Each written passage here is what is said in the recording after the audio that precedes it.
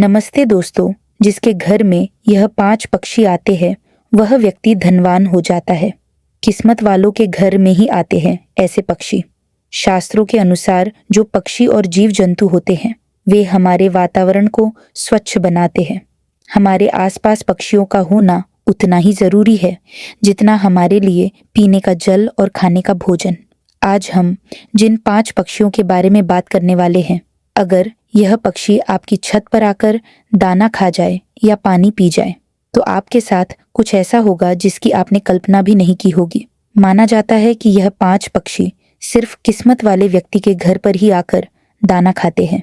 बड़ा भाग्यवान होता है वह व्यक्ति जिसके घर पर आकर यह पक्षी स्वयं भोजन करे।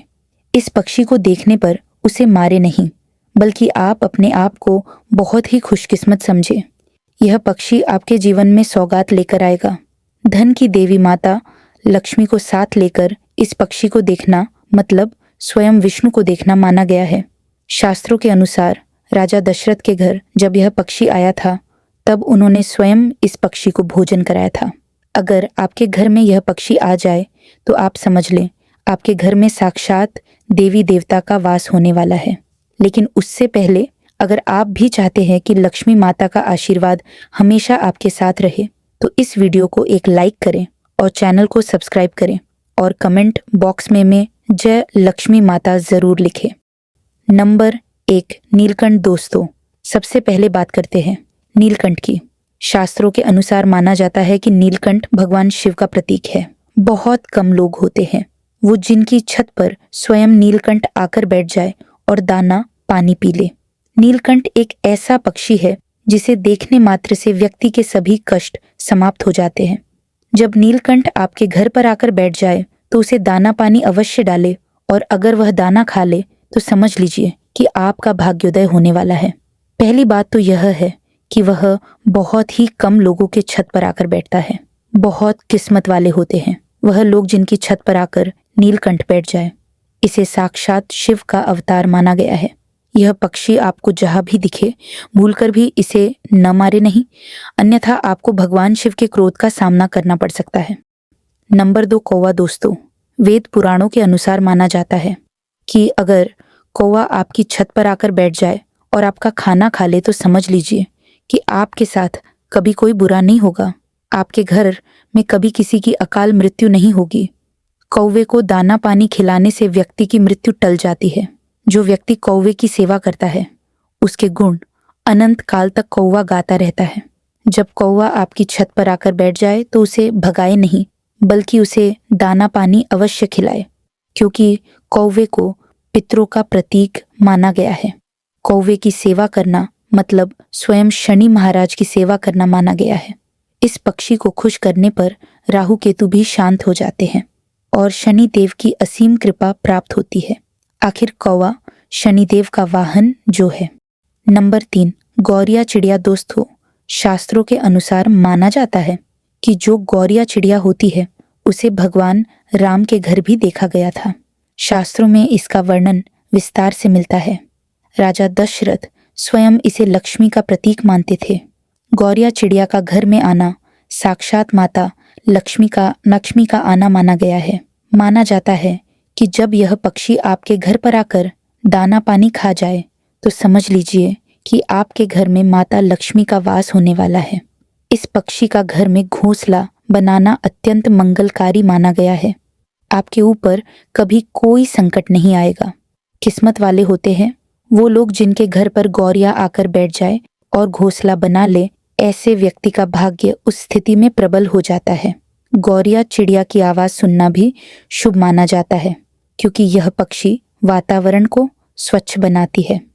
नंबर 4, कबूतर। दोस्तों, घर में कबूतर का आना भी शुभ माना जाता है। जिस व्यक्ति के घर में आकर कबूतर दाना पानी पी ले तो समझ लीजिए कि उसका भाग्य खुलने वाला है। साथ ही अब आपके जीवन में कुछ सकारात्मक बदलाव आने वाले हैं। कबूतर का घर में घोंसला बनाना भी अत्यंत शुभ माना गया है।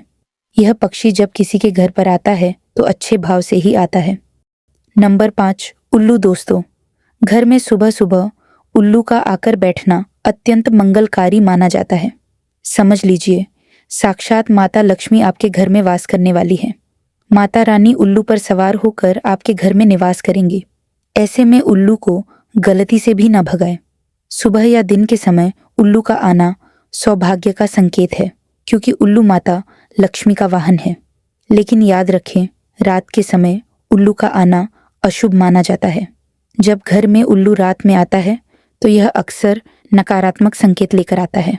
इससे पता चलता है कि अब आपके ऊपर कर्ज बढ़ सकता है, पैसा खर्च होने वाला है। नंबर 6, चील और बाज। दोस्तों, घर में चील या बाज का आना शुभ माना गया है। किस्मत वाले ही होते हैं वह लोग जिनके घर पर आकर चील या बाज बैठ जाए।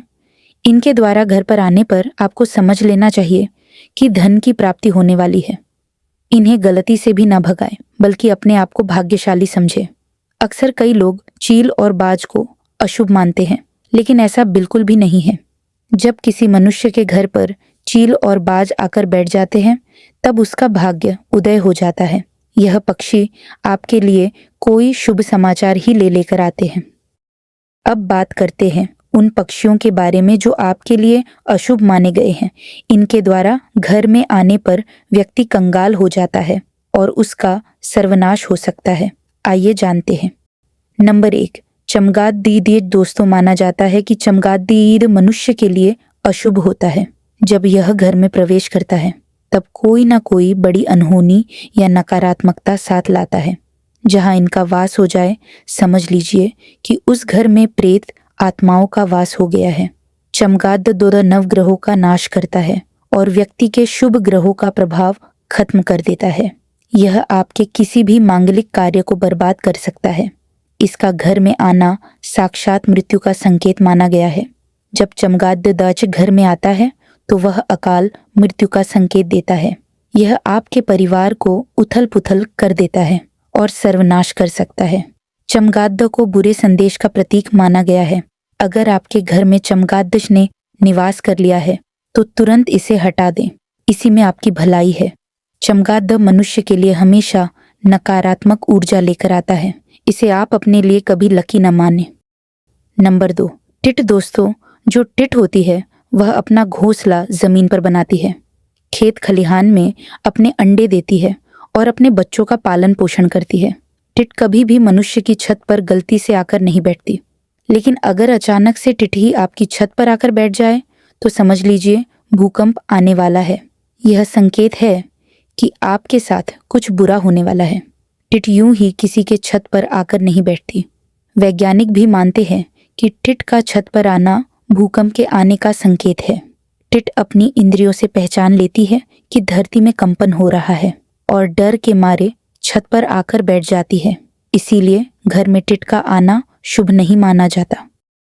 नंबर 3, तैतयाया या मधुमक्खी। अगर घर में किसी भी स्थान पर मधुमक्खियों या तैतया ने छत्ता बना लिया हो तो यह परेशानी का सबब बन सकता है। घर में छत्ता बने होने से दुर्घटना का डर तो बना ही रहता है, साथ ही इसे शुभ भी नहीं माना जाता। दोस्तों, अब बात करते हैं उन पशु पक्षियों की जिन्हें पालना शुभ माना गया है। नंबर 1, घर में तोता पालना शुभ माना गया है। नंबर 2, आप कबूतर भी पाल, इसे भी अच्छा माना जाता है। नंबर 3, घर में खरगोश पालना भी शुभ होता है। नंबर 4, सफेद चूहे। घर में सफेद चूहे पाले जा सकते हैं, यह शुभ माना जाता है। नंबर 5, गाय। गाय पालना मंगलकारी माना गया है। इससे व्यक्ति के नवग्रह शांत हो जाते हैं और जन्मों जन्मों तक पुण्य की प्राप्ति होती है। नंबर 6, मुर्गा। घर में मुर्गा पाला जा सकता है, यह आपके शुभ को और भी शुभम बना देता है। नंबर 7, चिड़िया, बकरी, घोड़ा और भैंस। घर में चिड़िया, बकरी, घोड़ा और भैंस पाले जा सकते हैं। यह सभी पशु आपके लिए शुभ माने जाते हैं। नंबर 8, सफेद हंस। घर में सफेद हंस पाला जा सकता है, यह बहुत ही शुभ माना गया है। इससे घर में माता लक्ष्मी का वास होता है। नंबर 9, बिल्ली और कुत्ता। हिंदू धर्म में घर में पालना शुभ नहीं माना जाता। बिल्ली आपके परिवार का बुरा चाहती है। बिल्ली से अच्छा आप अपने घर में कुत्ता पाल सकते हैं। कुत्ते को भोजन कराने से व्यक्ति के सभी दोष समाप्त हो जाते हैं। यह नवग्रहों को शांत करता है।